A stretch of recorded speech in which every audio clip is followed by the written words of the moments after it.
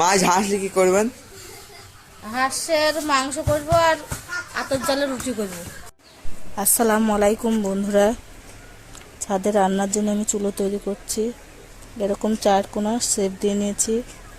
Last finishing কেমন আসবে আমি তোমাদের দেখাবো, দেখতে থাকবে। এই দেখো বন্ধুরা, আমি চলে এসেছি, এরকম গোল শেপ দিয়ে নিয়েছি। এইটাকে একটু খুঁড়ে ফেলবো, খুঁড়ে নিচ্ছি চারিদিকটা, এরকমভাবে খুঁড়ে খুঁড়ে নিচ্ছি। একা ভিডিও করছি, একটু কষ্ট হচ্ছে, আমি তাও দেখাবো কেমন করে কী করছি। এই দেখো আমি এরকমভাবে শেপ দিয়ে নিচ্ছি সমস্ত মাটি, আর এই ভিতরটা দিয়ে পাইপ দিয়ে দিয়েছি। এই দেখো বন্ধুরা, আমি এরকম শেপ দিয়ে ফেললাম।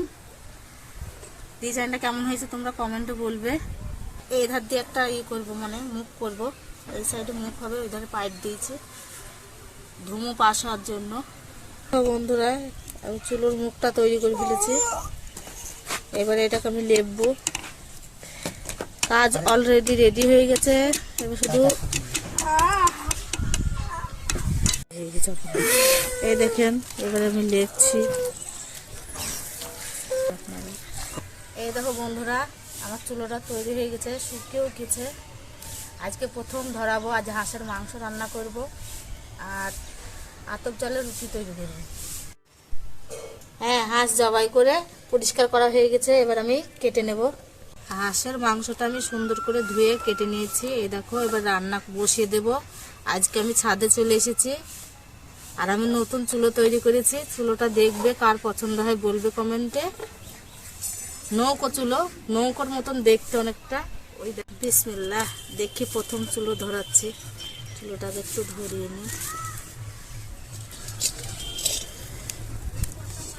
কড়াইটা বসিয়ে দিলাম, চুলোটা ভালোই জ্বলছে। এবার আমি তেল দিয়ে দেবো, সর্ষের তেল।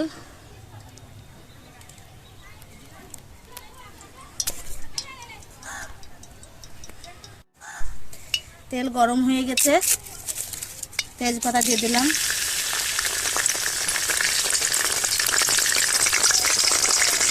কাঠ, লবঙ্গ আর গোলমরিচ দিয়ে দিলাম।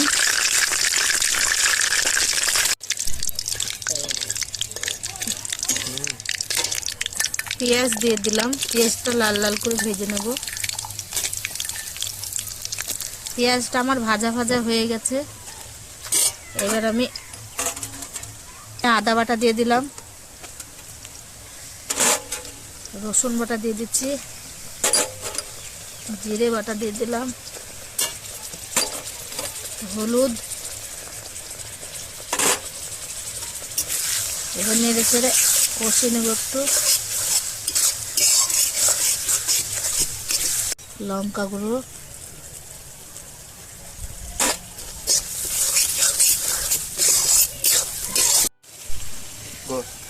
স্বাদ মতো লবণ,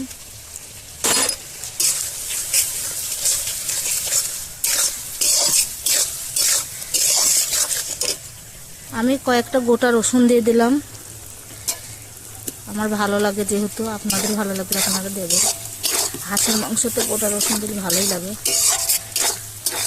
আমার মশলাটা কষানো হয়ে গেছে, মশলা থেকে তেল ছেড়ে দিয়েছে দেখো। এবার আমি মাংসটা দিয়ে দেবো। এই দেখো, ধুয়ে রাখা মাংসটা।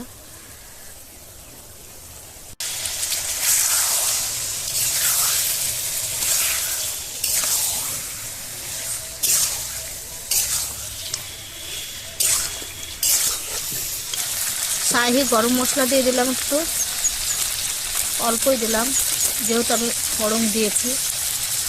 কাশ্মীরি লাল লঙ্কার গুঁড়ো সামান্য নিয়েছি, কারণ আমি এতে লঙ্কার গুঁড়ো দিয়েছি আগে থেকে মাংস কষাবার সময়, তাই অল্প একটু দিলাম।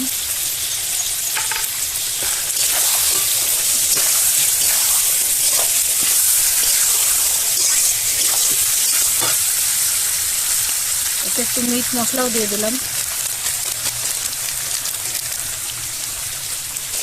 মাংস আমার খুব সুন্দর কষানো হয়ে গেছে। এবার একটু সামান্য জল দিয়ে ঢাকা দিয়ে দেবো।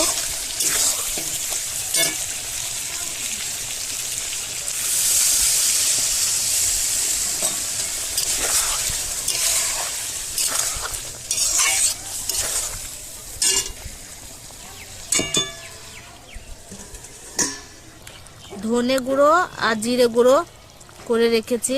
আমি কাঁচা ধনে দেব না, কারণ আমি এটা রুটি দিয়ে তো খাবো, তার জন্য আমি এটা দিয়ে দিলাম। দুবার নেড়ে চেড়ে নামিয়ে নেব।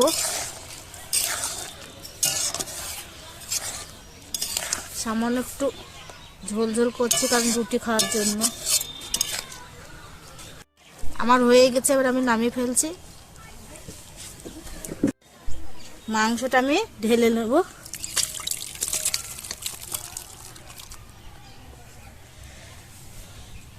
হ্যাঁ, জলটা গরম হয়ে গেছে, আমি একটু লবণ দিয়ে দিলাম। হ্যাঁ, জলটা ফুটে গেছে, এবার আমি আটাগুলো সব ঢেলে দিলাম। একটা খুমির দিতে হয়েছে। খুমিরটা আমি ঠান্ডা হতে দিয়েছি। এবার লেড়ে লেড়ে একটু ঠান্ডা হয়ে যাবে, তখন মুথে নেব। খুমিরটা আমি সেনে নেবো, একটু ঠান্ডা হয়ে গেছে।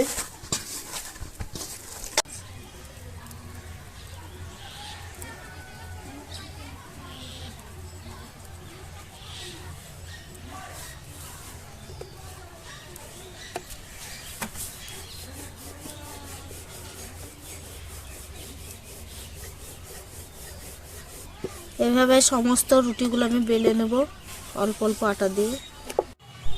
এভাবে সমস্ত রুটিগুলো সেঁকে নেব। হ্যাঁ, কি সুন্দর ফুলেছে দেখো। এটাই আমার শেষ রুটি, আমার হয়ে গেল রুটিগুলো করা। এই দেখো কতগুলো রুটি করা হয়ে গেল, দেখো।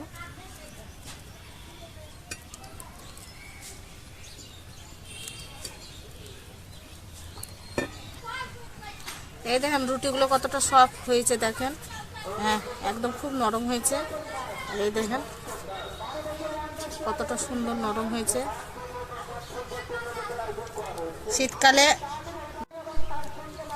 শীতকালে হাঁসের মাংস দিয়ে রুটি খুব সুন্দর লাগে খেতে। আপনারা বানিয়ে দেখবেন বাড়িতে।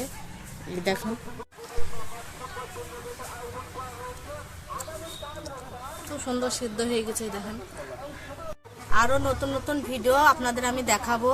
আজকে হাঁসের মাংস করে দেখালাম, আর আতপ চালের রুটি করে দেখিয়েছি।